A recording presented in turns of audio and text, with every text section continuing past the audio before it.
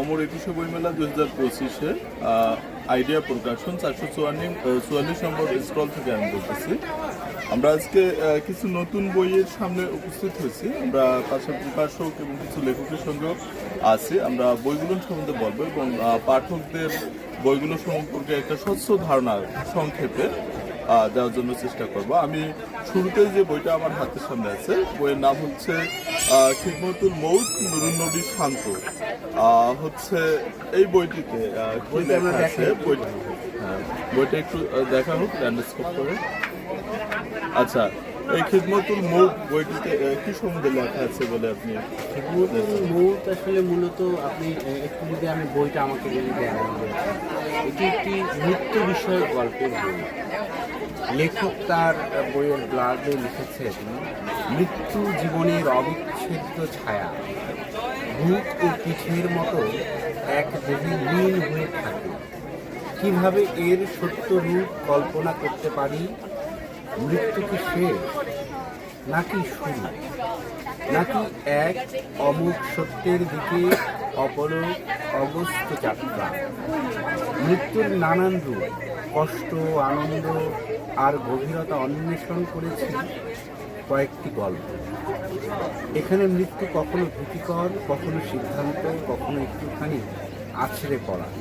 গল্পে ঘটতে থাকা মৃত্যু, ভালোবাসা, হাহাকার, পুনর্জন্মের মাঝে হয়তো নিজেকেই খুঁজবে।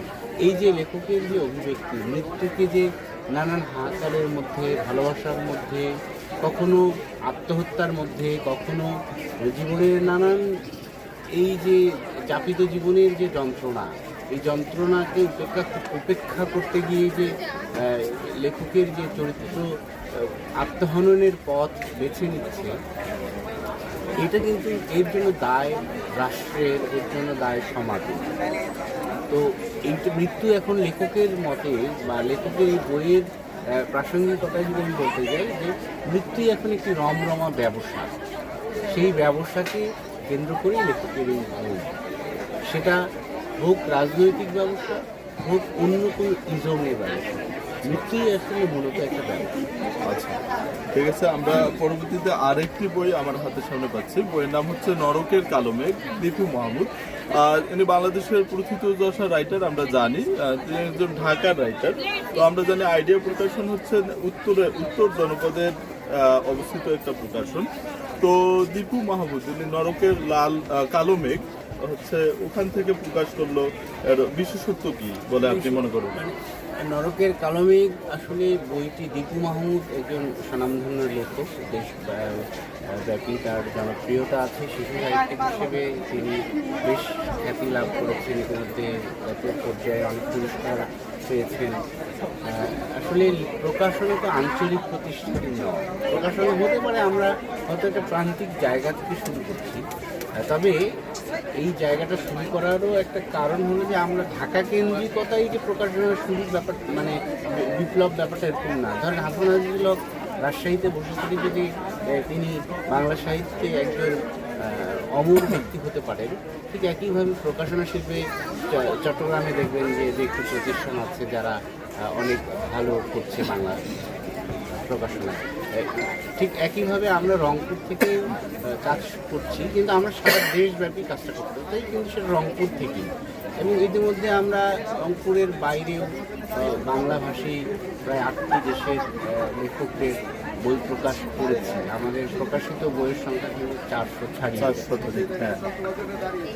আর দীপু মাহমুদের এই বইটা নিয়ে আমি বলি, এটি দীপু মাহমুদের প্রেমের উপন্যাস। হ্যাঁ, এটি তার জীবনের প্রথম প্রেমের উপন্যাস। এই জীবন ঘনিষ্ঠ এই উপন্যাস এর আগে তার কখনো প্রকাশ পায়নি। এই বইটি তার প্রথম প্রেমের উপন্যাস। এবং কেউ কেউ বলছেন, পাঠকদের কেউ কারো ধারণা যে যেহেতু এই গল্পের চরিত্র একজন লেখক, বা গল্পের যিনি নায়ক তার চরিত্রটা একজন লেখক, সেহেতু দীপু মাহমুদেরই এই চরিত্র কিনা, তার জীবনেই এমন কেউ প্রেমিকা আছে কিনা, এটা নিয়েই কিন্তু পাঠকদের মধ্যে একটা ব্যাপক তর্ক বিতর্ক সৃষ্টি হয়েছে। আমাকে অনেক পাঠকই আমাকে জিজ্ঞাসা করেছে যে এটা আসলে দীপু মাহমুদের কোনো প্রেমিকাকে নিয়ে লেখা কিনা, বা তার কোনো এই যে নিজের চরিত্রটাই আসলে তার নিজের প্রেমটাকেই তিনি উপন্যাসের চরিত্র করেছেন, এত চমৎকারভাবে ফুটিয়ে তুলেছেন যে, তবে আমার কাছে যেটা মনে হয় যে হুমায়ুন মাহমুদের বলাটা, তার উপস্থাপনাটা, তার যে লেখার যে পাণ্ডিত্য, সেটা কিন্তু মানে যেই পড়বে মনে করবে এটা যেন বাস্তব জীবনের কোনো কথা, গল্প শুনছি, এবং গল্প বা গল্প কথা মানে গল্প কথাই শুনছি, ব্যাপারটা এরকম। আচ্ছা, ঠিক আছে, আমরা আর একটি বই যাই। এটা হচ্ছে শতরঞ্জি। আমরা জানি যে জিওগ্রাফির আইডেন্টিফিকেশনে হচ্ছে শতরঞ্জি একটা বিশাল ব্র্যান্ড বা নাম আমরা জানি। এটা উত্তর জনপদ রংপুরকে আইডেন্টিফাই করে। তো আমরা শতরঞ্জি নামে একটা বইও পাচ্ছি। তো এটা সম্বন্ধে এখানে কি বিষয়ক লেখা আছে বলে আপনি আমরা বলি, এটা ছোট কাগজই আমরা বলছি। শতরঞ্জি মূলত বিষয়ভিত্তিক কাজ করে। এবারের সংখ্যাটা উত্তরবঙ্গের জীবন ও জীবিকা এবারের বিষয়। উত্তরবঙ্গের মানুষ কেউ হয়তো কৃষক, কেউ শ্রমিক, কেউ হয়তো মজুর, কেউ হয়তো কি বলে মৃৎশিল্পী, কেউ হয়তো কারুশিল্পী, কেউ হয়তো চারুশিল্পী। এই যে প্রান্তিক পর্যায়ের মানুষের যে পেশা বা একজন হকারের পেশা, এইসব কথাবার্তা নিয়েই একটা সংকলন আমরা করেছি। এবং সেই উত্তরবঙ্গ, শুধুমাত্র যে উত্তরবঙ্গ রংপুর তা না, অবিভক্ত উত্তরবঙ্গ নিয়ে আমাদের এই কাজটা। সেটি বাংলাদেশের বাইরে, ভারতের অংশে যে উত্তরবঙ্গ আছে, সেই অংশটাকে আমরা এই বইয়ের মধ্যে অন্তর্ভুক্ত করার চেষ্টা করি। আপনার কথা শুনে আমার একটা লাইন মনে পড়ে গেল রবীন্দ্রনাথ ঠাকুরের ঐকুতান কবিতায়, যে আছে মাটির কাছাকাছি সে কবির বাণী কান পেতে আছে। তো যাই হোক, আমরা পরবর্তীতে আরেকটা বই পাইলাম। বইটার হচ্ছে প্রচ্ছদ খুব সুন্দর হয়েছে, পশ্চিমের গলি হচ্ছে এটা একটা বই। রাইটার মনে হয় এখানেই আছেন। হচ্ছে আমরা ওই যে রাইটারের হচ্ছে পরিস্থিতিটাও একটু দেখাচ্ছি। হচ্ছে এই বইয়ে মূলত পাঠক কেন পড়বে এই বইতে? আপনি পাঠক পশ্চিমের গলি এটি একটি উপন্যাস। পাঠক পড়বে হলো, এটি দুইটা কারণে পড়বে। এই উপন্যাসটা শুধুমাত্র যে একটি মানে ফিকশন ধর্মী উপন্যাস, ব্যাপারটা এরকম নয়। এটি কিন্তু একটি সময়কে এই বইয়ের মধ্যে আবদ্ধ করেছেন লেখক। সময় বলতে 2024-এ যে কোটা আন্দোলন চলাকালীন সরকার বা রাষ্ট্র কর্তৃক যে সাধারণ মানুষের উপরে যে একটা নির্যাতন চালাবার যে অপচেষ্টা, এবং সেই যে অস্থিরতার যে শুরু, সেই অস্থিরতার শুরুর সময় একটি মেয়ে মিসিং হওয়ার পরে তার লাশ খুঁজে পাওয়া যায় একটি ব্রিজের নিচে। সেই লাশের হত্যাকাণ্ডের বিষয়টি খুঁজতে গিয়ে পুলিশ নানান রকমের বিষয়ের সম্মুখীন হন। সেই সম্মুখীন হওয়ার বিষয়গুলো এত গুরুত্বপূর্ণ, যেটার মধ্যে দিয়ে রাষ্ট্রের অনেকগুলো জায়গা, বিশেষ করে রাষ্ট্রীয় প্রশাসনিক ব্যবস্থার যে ভঙ্গুরতা, সেই বিষয়গুলো কিন্তু এই উপন্যাসে বিভিন্ন জায়গায় উপস্থাপিত হয়েছে। একইভাবে এই উপন্যাসের মধ্যে এই হত্যাকাণ্ডের মূল মানে রহস্য উদ্ঘাটন করতে গিয়ে পুলিশ যেটা আবিষ্কার করলো, সায়েন্টিস্টের নারীদেরকে নিয়ে নানান রকমের বৈজ্ঞানিক আবিষ্কারের উদ্দেশ্যে যে হত্যা করবার যে মানসিক প্রবণতা, সেটি এই উপন্যাসে কিন্তু আরেকটা বিষয়। আবার পুলিশের যে চরিত্র, বাংলাদেশের পুলিশ, তারা মানবিক পুলিশের যে আমরা কথা বলছি, পুলিশের সমস্যাগুলো কোথায় সেটা কিন্তু এই উপন্যাস যারা পড়বে, আমি বলছি আরেকবার দেখাই, এই পশ্চিমের গলি উপন্যাসটি যারা পড়বে তারা কিন্তু পুলিশের আসল চরিত্রটা বুঝতে পারবে যে কেন পুলিশ মানবিক নয়, কেন পুলিশকে অমানবিক বলা হচ্ছে। আচ্ছা, ঠিক আছে, আমরা পরবর্তীতে আরেকটা বই পাচ্ছি। এটা হচ্ছে মেবি 2 ফর্মার বই, হচ্ছে কবিতা সংসার বোঝে না। আসলে আমরা জানি যে হচ্ছে কবিরা মূলত বাউন্ডুলের স্বভাবেরই হয়। তো এই বইয়ে হচ্ছে আমরা রাইটারকেই পাশে পাচ্ছি। আমাদের পাশে যিনি প্রকাশক আছেন তিনি রাইটার। তো বই সম্বন্ধে তিনিই বলুক, আমরা হচ্ছে এই বই কেন পড়ব। কবিতা কেন পড়বেন, যেমন গোলাপ ফুল বা কেন আপনি দেখে আনন্দিত হবেন, যেমন এটা বলার কোনো সুযোগ নেই। ঠিক একইভাবে কবিতা কেন পড়বেন সেটার মানে বলারও কোনো সুযোগ নেই। এটা আসলে একটা মানুষের অনুভূতিকে জাগ্রত করে। কবিতা ফুল যেমন একটা মানুষের অনুভূতিকে নানানভাবে প্রজ্বলিত করে, কবিতাও ঠিক একই জিনিস। নানান অনুভূতি, মানুষের জীবনের যাপনের নানান অনুভূতিকে প্রজ্বলিত করবার ক্ষমতা রাখে কবিতা। কবিতার সংসার বোঝে না বলতে, সংসার আসলে আমার পরিবার যেমন আমার সংসার, আমার সমাজ, আমার সংস্কৃতি, আমার রাষ্ট্র, আমার পৃথিবী সবই আমার সংসারের। সেই সব নিয়ে আসলে নানান রকম সমস্যা, নানান রকম যাপনের কষ্ট, যাপনের সুখ বিলাস, এইসব নিয়েই আসলে আমার কবিতার সংসার রয়েছে। এবং কবিতার সংসার বুঝে না বলতে, কবির সঙ্গে কবিতার সঙ্গে সংসারের যে কন্ট্রাডিকশন, কবি যা চায়, কবিতা যা চায়, সেটা কিন্তু সমাজ সংসার সেটা চায় না। সংসার সবসময় কবিতার বিপরীত চাওয়ার চেষ্টা করে। এবং আবার কবির মতো যদি, কবিতার মতো যদি সমাজ সংসার চলতো, তাহলে এই যে রাহাজানি, খুন খারাপি বা এই যে রাষ্ট্র ব্যবস্থার যে আমরা অধঃপতনের কথা বলছি, মত প্রকাশের স্বাধীনতার যে আমরা আজকে জন্য যে এত লড়াই করছে মানুষরা, সেগুলো কিন্তু থাকতো না। যাই হোক, এটি হলো কবিতা সংসার বলছে না, আমার নিজেরই কবিতা বই। আচ্ছা, এক কথায় মহাকাব্য। আচ্ছা, যাই হোক, আমরা পরবর্তী যে বইটাতে যাব, বইটার নাম হচ্ছে অক্ষরে ফাঁদ, আলী জুলফিকার জাহিদি। বইটা প্রচ্ছদ এটা। আমরা যদি লেখকের পরিচিতি একটু খুব কাছ থেকে দেখাই, একবার দেখে নেওয়া যাবে। হচ্ছে এই বইটি পাঠকরা কেন পড়বে? অক্ষরের ফাঁদ যিনি লেখক আর কি, তিনি একজন চলচ্চিত্র নির্মাতা জুলফিকার আলী জাহিদি। তার এই উপন্যাসে তিনি যে বিষয়গুলো তুলে ধরেছেন, তার মধ্যে তার নায়ক যে চরিত্র, নায়কের নস্টালজিয়ার জীবনের একজন প্রেমিকা আছেন, তার সঙ্গে শৈশব, কৈশোর এবং বন্ধু পরিচিত জন। তিনি গ্রামে যান, গ্রামে যাওয়ার পরে সেখানে ঘটনাচক্রে তার সঙ্গে নানান রকমের আমরা যে জীবনযাপনের কী বলবো, প্রেমের যে সম্পর্কটা আরও গভীর হয়, তাদের মেলামেশা হয়। এবং একসময় দেখা যায় যে রাত্রেবেলা ওই বাড়িতে, যখন প্রেমিকার বাড়িতে, নায়ক হার্ট অ্যাটাকে মারা যায়। এবং তার যে মৃত্যুর রহস্য উদ্ঘাটন করতে গিয়ে দেখা যায় যে আসলে তাকে এটা আসলে এই নায়ককে খুন করা হয়েছিল। এবং এই জন্য খুনটা কীভাবে করা হয়েছিল, যে তার যে প্রেমিকা, তার প্রেমিকারই আর এক বান্ধবী, সেই বান্ধবী তার প্রতিহিংসায় পড়ে, তার একসময় তার এই বান্ধবীর বোন এই নায়ককে খুব পছন্দ করত। ফলে নায়ক আবার সে ছোট বলে তাকে খুব গুরুত্ব দেননি। এক সময় গিয়ে দেখা যায় যে সেই মেয়েটি আত্মহত্যা করে, সেই আত্মহত্যার প্রতিশোধ নিতে গিয়ে তাকে খুন করা হয়। এটাও একটি বলা যায় অনেকটা রহস্য উপন্যাসের মতনই, গোয়েন্দা কাহিনীর মতনই ঘটনা। এটি ওই আদালত পর্যন্ত গড়ায় এবং সেটি শেষ পর্যন্ত যে কারণে বইটির নামকরণ করা হয়েছিল অক্ষরের ফাঁদ। এই যে একটা আইনের যে জটিলতা, সেই আইনি জটিলতাকে বোঝাতে গিয়ে তিনি অক্ষরের ফাঁদ বলেছেন। পরবর্তীতে আমরা আর একটা বই হচ্ছে অশ্রুর রং, সপ্তদীপা অধিকারী।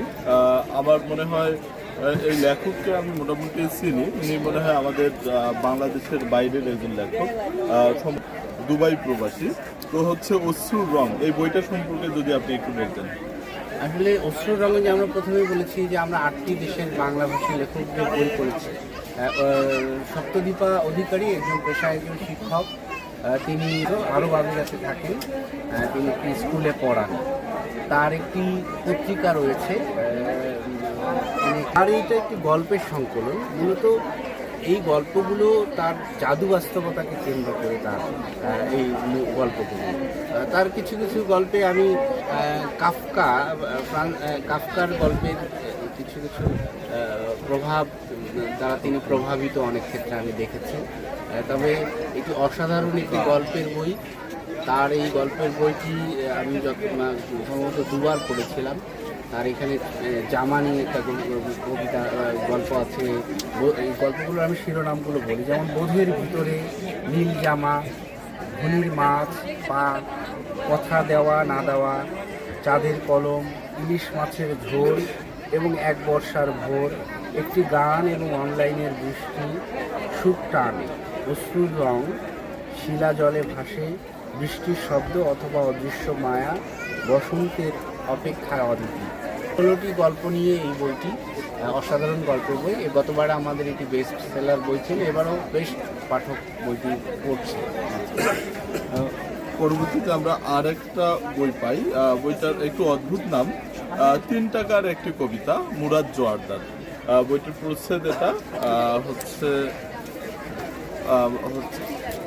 লেখকের আমরা যদি পরিস্থিতিটা একটু দেখাই। আচ্ছা, এটা মূলত একটি কাব্যগ্রন্থ মেবি। তো এখান থেকে কবিতাগুলো কেমন আপনি? মুরাদ জোয়ারদার আসলে একজন কবি, আপাতমস্তকে একজন কবি, তবে অন্যান্য কবিদের মতন নন। তিনি লিখেন, ভালো লাগার কথাগুলো লিখেন ফেসবুকে সময়কে ধরে, প্রতিটি সময়ের উপরে তার কবিতা লেখা। 24 সালে যখন দেশে আন্দোলন চলছিল, রাষ্ট্র ব্যবস্থা কর্তৃক যখন সাধারণ মানুষের উপরে জেল জুলুমের ব্যাপারগুলো ঘটছিল, অনেক জায়গায় প্রশাসনিক অব্যবস্থাপনা ঘটছিল, তখন এই সব বিষয়কে নিয়েই তার লেখা 3 টাকায় একটা কবিতার এই বইটি। মুরাদ জোয়ারদারের কবিতাগুলো তিনি কোনো শিরোনামে আবদ্ধ রাখেন না, তিনি সবসময় শিরোনামহীন কবিতা লেখেন। তার প্রথম কবিতার বই আরও একটি বেরিয়েছে, সেটিও শিরোনামহীন একটি কবিতার বই। এবারে যে 3 টাকা একটা কবিতা করার কারণ হলো যে একটা লজেন্সের দাম এখন 5 টাকা। পাঠক একটু তো বইমুখী, ফলে লজেন্সের চেয়েও একটু কম দামে একটা কবিতা আজীবন পাঠককে পড়তে দেওয়ার সুযোগ করে দেওয়ার জন্যই তিনি এই বইটির নামকরণ করেছেন 3 টাকায় একটা কবিতা, যেন পাঠক বইটি 3 টাকা দিয়ে আজীবনের জন্য পড়তে পারে। পরবর্তীতে আমরা আরেকটা বই দেখতেছি, রক্তপত্র। এটা সম্পাদক হচ্ছে সন্দীপ সাহু এবং বেনামি বাউল। হ্যাঁ, এটা মূলত বইটা আমারও পড়া হয়ে গেছে। হচ্ছে বইটা মূলত আমাদের জুলাই অভ্যুত্থান নিয়েই লেখা একটি বই। তো এই বইটা নিয়ে যদি এটি কবিতার সংকলন। এটা জুলাই অভ্যুত্থানের সময় যেসব কবিতা প্রকাশ হয়েছিল সেগুলো নিয়ে এই বইটি প্রকাশ হয়েছে। আচ্ছা, পরবর্তীতে যে বইটা আমার হাতে আছে, এটা 50 ডুবেছিল ওরা, শশাঙ্ক শেখর পাল। এই যে বইটার প্রচ্ছদ এটা। আর পরবর্তীতে ওই যে লেখকের পরিস্থিতি পিছনে আমরা পাচ্ছি। তো এই বইটাতে মূলত কি বলা আছে? ডুবেছিল ওরা, শশাঙ্ক শেখর পালের কবিতার বই। শশাঙ্ক শেখর পাল মূলত ওপার বাংলার একজন কবি। তার কবিতাগুলো নিয়ে এই বইটি মাত্র 80 টাকা দামে এই বইটি পাচ্ছে পাঠকরা, এবং চমৎকার সব কবিতা। এই অল্প দামে করা হয়েছে বইটার দাম, যেন সব ধরনের পাঠকরা এই বইটি ক্রয় করতে পারে না। আচ্ছা, পরবর্তীতে আমার হাতের কাছে যে বইটি আছে, বইটির নাম হচ্ছে বুনো ছায়া, লিখেছেন জিনাত মলি। এই যে আমরা বইটি প্রচ্ছদ, হচ্ছে লেখক পরিচিতি একটু ভালোভাবে দেখেন। আর এই বইটি সম্বন্ধে যদি কিছু বলতেন শুরুতে। বুনো ছায়া জিনাত মলির একটি কবিতা বই। জিনাত মলি লেখালেখিতে নতুন মানুষ। তার জীবনের বিভিন্ন সময়ে তিনি কবিতা নিয়ে কাজ করছিলেন। সেই বিচ্ছিন্নভাবে লেখা লেখাগুলোকেই কবিতা আকারে প্রকাশ করবার একটা উদ্যোগ এবারে আমরা নিয়েছি। সেটি বুনো ছায়া এই বইটির মধ্যে দিয়ে। বুনো ছায়া বইটিতে তার জীবনের নানান রকমের অনুভূতি, ভালো লাগা, কখনো জীবন ঘনিষ্ঠ, কখনো সমাজ ঘনিষ্ঠ, কখনো বা নারী কেন্দ্রিক কিছু বিষয় নিয়ে তিনি বুনো ছায়ার এই বইটির পাণ্ডুলিপি নির্মাণ। এটা হচ্ছে কলঙ্কিত বাসনার রাত, লিখেছেন মনোয়ারা বেগম। তিনি একজন উত্তর জনপদের কবি। আমরা লেখক এবং রোকেয়া গবেষকও তিনি। ওই যে তার আমরা হচ্ছে পরিস্থিতিটা একটু তুলে ধরছি। আচ্ছা, এই বইটাতে মূলত কেমন লেখাগুলো আছে? কলঙ্কিত বাসনার রাত এটি কবিতা বই। মনোয়ারা বেগম রংপুর অঞ্চলের একজন খুবই জনপ্রিয় মানুষ এবং আমাদের অনেকেরই পরিচিত। তিনি নানা বিষয়ে লেখালেখি করেন, মুক্তিযুদ্ধ বিষয়ে গবেষণা করেছেন তিনি। কী বলবো, রোকেয়া বিষয়ক তার একটি বই রয়েছে, অন্তরালে রোকেয়া, সেটিও এই বই মেলায় পাওয়া যাচ্ছে। আপনার এটা একটা কবিতার বই। বইটি এবারে মেলায় এসেছে দ্বিতীয় সংস্করণ। এই বইটি প্রথমে মুদ্রিত হয়েছিল, এবারে দ্বিতীয় সংস্করণ বের হয়েছে। পরবর্তীতে যে বই, এটা হচ্ছে বইটা শুনবে যদি মেঘের প্রাসাদ, এটি একটি কবিতা বই। মেঘের প্রাসাদ লেখক নিখিল রঞ্জন সেন। তিনি একজন কবি, একসময় সরকারি কর্মকর্তা ছিলেন, ভারতীয় নাগরিক তিনি। তার এই লেখা কবিতা বইটি বের হয়েছে আমাদের আইডিয়া প্রকাশন থেকে।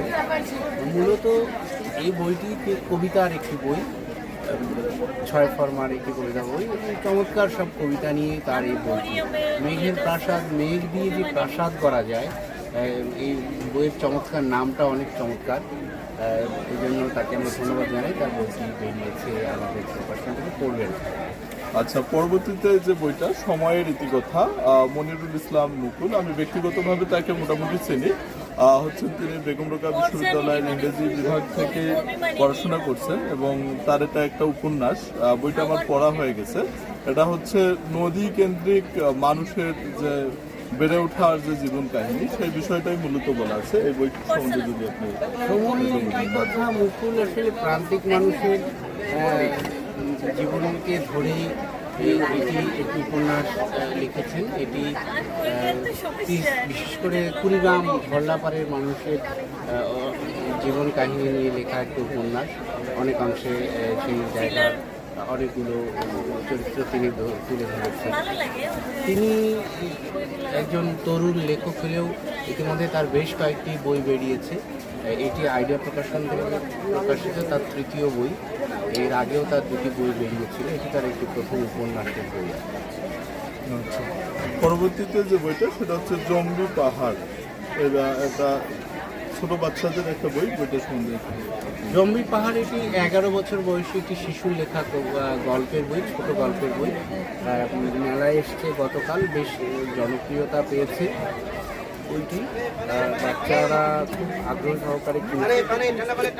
ভৌতিক বই পালা বদল, এটি একটি ছড়ার বই বা কিশোর কবিতার বই বলা যেতে পারে। তবে কিশোর কবিতার বইটি বড়দের, কারণ বইটি মূলত জয়নাল আবেদিনের তার লেখাটি হলো তার নিত্য নৈমিত্তিক জীবনে দেখা, রাজনীতি, তার সমাজ, তার সমাজের বন্ধু, তার পরিচিত জনদের কাজকর্ম, তাদের জীবনী দেখে এইসবকে নিয়ে তিনি কবিতা লেখেন এবং সেই সব কবিতাকে নিয়ে তার এই বই পালাবদল। তার এর আগেও যেসব বই বেরিয়েছে, যেমন মানুষের কত রূপ বা জয়নালের নিত্য কথা, মোট কথা প্রতিদিনের জীবনের ঘটনাগুলি নিয়ে তার বই পালাবদল।